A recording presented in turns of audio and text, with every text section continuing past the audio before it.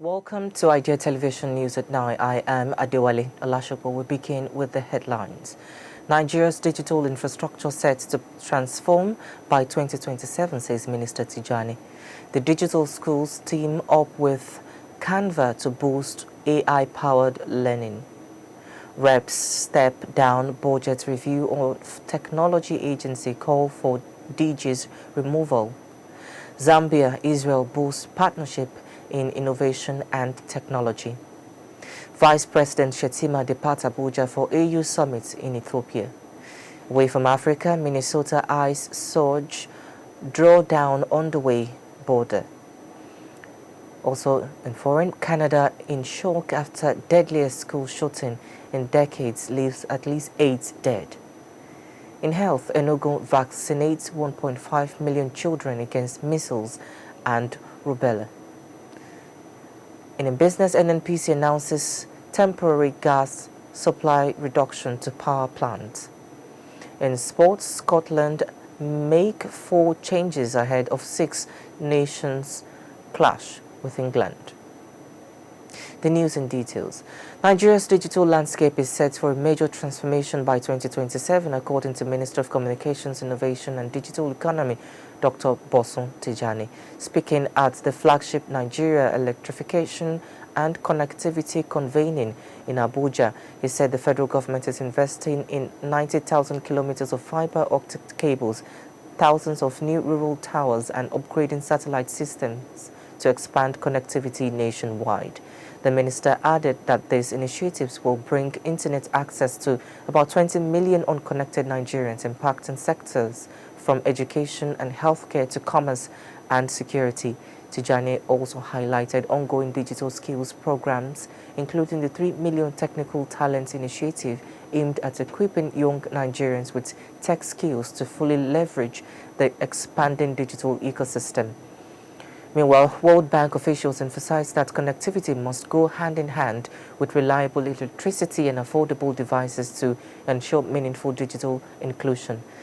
The government also committed 12 billion naira to university-led research clusters, strengthening Nigeria's capacity for digital innovation and positioning the country as a leading digital economy in Africa by the end of the decade. Now to other news, the digital school, part of Mohammed bin Rashid Al Maktoum Global Initiative, has launched a strategic partnership with CANVA to provide AI-powered digital learning and creative tools to students and educators worldwide. The announcement was made at the 2026 World Government Summit in Dubai in the presence of the UAE Minister of State for Artificial Intelligence, Omar Sultan Al-Ulema, and CANVA co-founder Cliff Obrecht. The collaboration aims to reach over 1 million learners, offering free access to advanced designs and creativity tools while promoting digital literacy, innovation, and modern skill development. The initiative is designed to bridge the digital divide and expand high-quality learning opportunities across borders. Meanwhile, officials say the partnerships align with the UAE's vision of leveraging technology and artificial intelligence to deliver inclusive, future-ready education, equipping students globally with the tools that they need to thrive in the digital economy.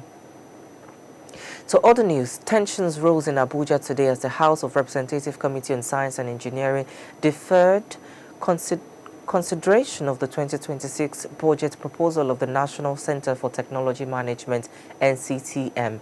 The committee also recommended deleting the agency's allocation from the appropriation bill and called for the immediate removal of the Director General, Dr. Olushola Odunsoya, citing a failure to appear before lawmakers or submit required documentation for scrutiny. Committee Chairman Inuwa Garba stressed that presidential appointees must respond to legislative invitations, noting that the national budget was personally presented by President Bola Tinubu. He warned that ignoring such summons undermines democratic oversight and must serve as a deterrent to others. The panel also questioned the Nigerian Council of Food Science and Technology 2025 budget performance, raising concerns over sharp rise in overhead costs in the 2026 proposal, which the council could not adequately justify. Garba said the matters will be revisited following further engagement with the affected agencies before final decisions are made. Lawmakers emphasized that ensuring transparency and accountability in budget implementation remains a top priority for the legislature. And now to Zambia. The country and Israel have strengthened their cooperation in innovation, skills development, and advanced technology following a high-level meeting between Zambia's Minister of Technology and Science, Felix Mutati, and Israel's ambassador to Zambia, Ofra Fahi.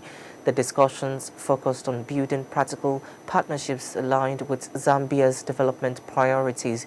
Minister Mutati highlighted the importance of mentorship programs and capacity building to empower young entrepreneurs, as well as plans to expand satellite applications through Zambia's remote sensory centers.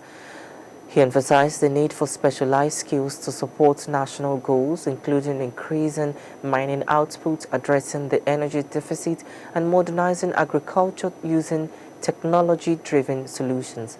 Ambassador Fahi expressed Israel's readiness to provide support in technology development, entrepreneurship mentorship, cybersecurity, and satellite invitation.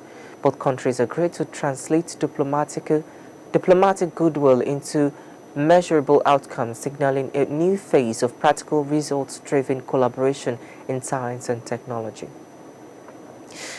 Vice President of Nigeria, Kashim Shettima, has departed Abuja for Addis Ababa, Ethiopia, to represent President Bola Ahmed Tinubu at the 2026 African Union Summit. The summit is themed assuring sustainable water availability and safe sanitation systems to achieve the goals of Agenda 2063, and will focus on advancing Africa's water management, sanitation, and broader development objectives under the AU's long-term Agenda 2063 framework.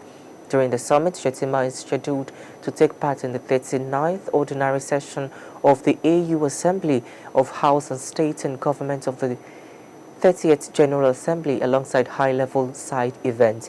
It will also engage in bilateral meetings aimed at strengthening Nigeria's diplomatic, economic, and strategic partnerships across the continent. The Vice President is accompanied by cabinet ministers and senior officials from Nigeria and is expected to return to Abuja following the conclusion of the summit. Nigeria officials say the delegation's participation and underscores the country's commitment to continental collaboration and sustainable development initiatives. We'll go on a quick break now. The news continues when we return.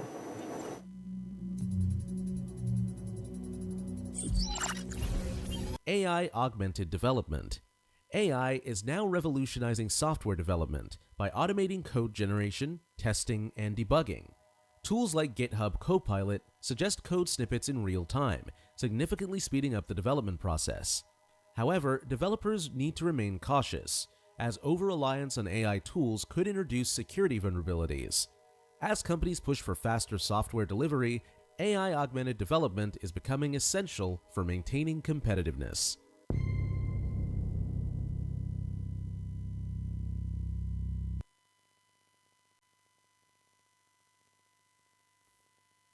Welcome back. If you're just joining, this is Idea Television News at 9. Now the rest of the news.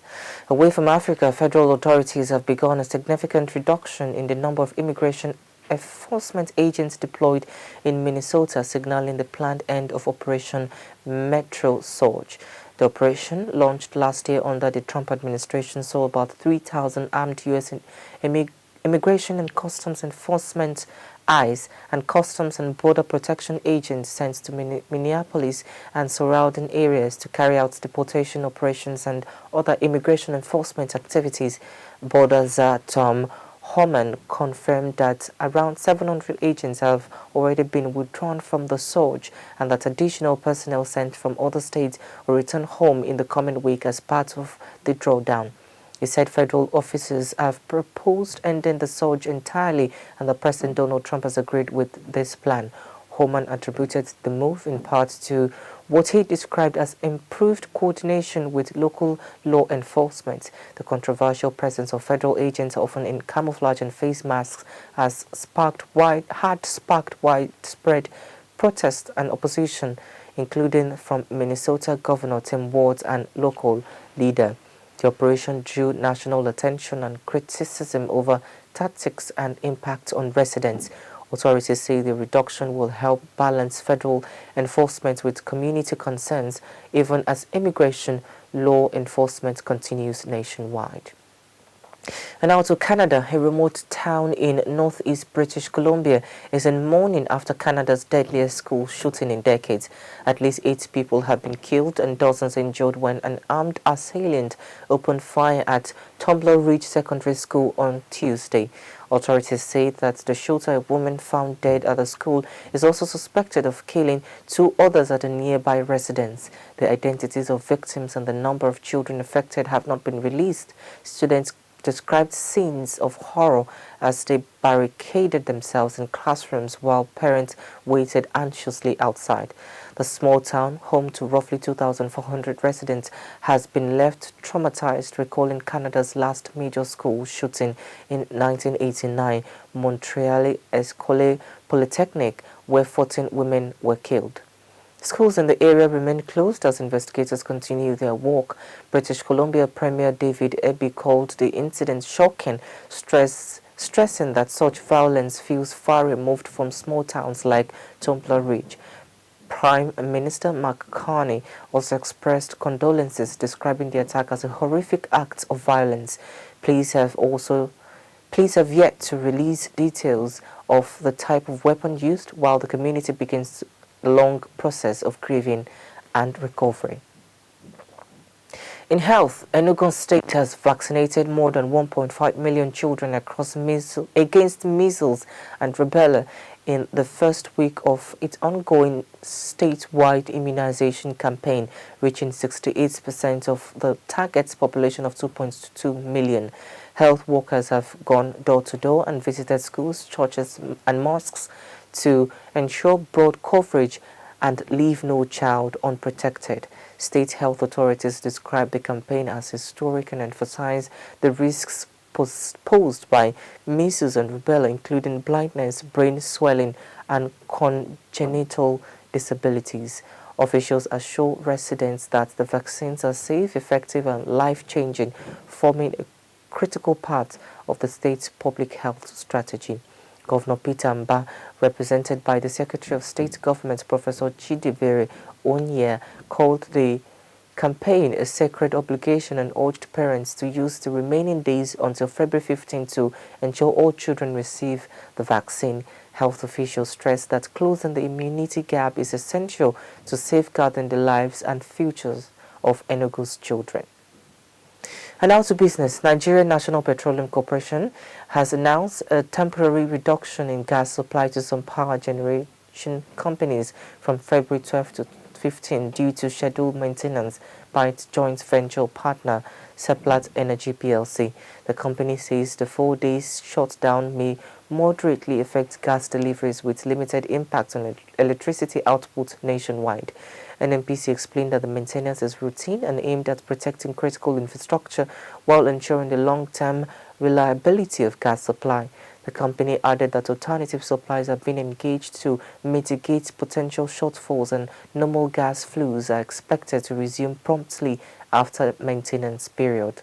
Gas-fired power plants, which generate over 70% of Nigeria's electricity, rely heavily on steady supplies from Niger Delta via the NGIC pipeline network.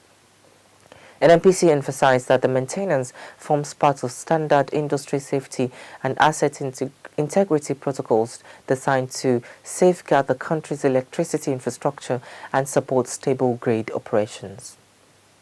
Now to sports. Scotland have announced 4 changes to their pack for Saturday's Six Nations encounter against England Murrayfield following a narrow 18-15 loss to Italy in their opening match. George Turner returns at hooker, replacing the injured N1 Ashman, while Jamie Ritchie comes into the back row for Matt Ferguson.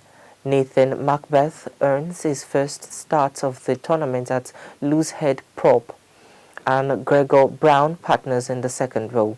Notably, British and Irish Lions players Blair Kingham, Darcy Graham, and Duhan van der Marwe remain absent from the squad despite Van der Mary's impressive record against England, including 6 career ties and a hat-trick at Murrayfield in 2024. Head coach Gregory Townsend has retained the existing back three of Kylie Stein, Jamie Dobby and Tom Jordan, aiming to build cohesion after Scotland's struggles in Rome last week. Analysts have highlighted the 5-3 bench split in the potential risk against England's strong attacking lineup. Scotland will be looking to avenge last year's 16-15 defeat in London and continue their historic rivalry for the Calcutta Cup. The starting sees Jordan at fullback, Stephen Jones, Tuliputo, Dobby, Russells and White in the backs, with Macbeth, Turner, Zender, Ferguson, Brown, Collins, Richon, Dargey and Dempsey forming the forwards. The replacements include Chari, Scotian, Millers, Williamson, Ferguson, Horney, Hutchinsons and Graham. And that is all we have for you on Idea News at 9. But before we go, here is a recap of the headlines. Nigeria's digital infrastructure set to transform by 2027, says Minister TIJANI. The digital school teams up with Canada to boost AI-powered learning. Reps step down budget review of technology agency call for DJ's removal. Zambia, and Israel boost partnership in innovation and technology. Vice President Shettima departs Abuja for EU summit in Ethiopia. Away from Africa, Minnesota ICE search drawdown underway, says Bodaza. Canada in shock after deadliest school shooting in decades leaves at least 8 dead. In health, ENUGU vaccinates 1.5 million children against measles and rubella. Business NNPC announces temporary gas supply reduction to power plants. Lastly, in sports, Scotland make 4 changes ahead of the Six Nations clash with England. Do not forget to follow us across all our social media platforms at Idea Television. I'm Adewale Olashopo. Thank you for watching and bye for now.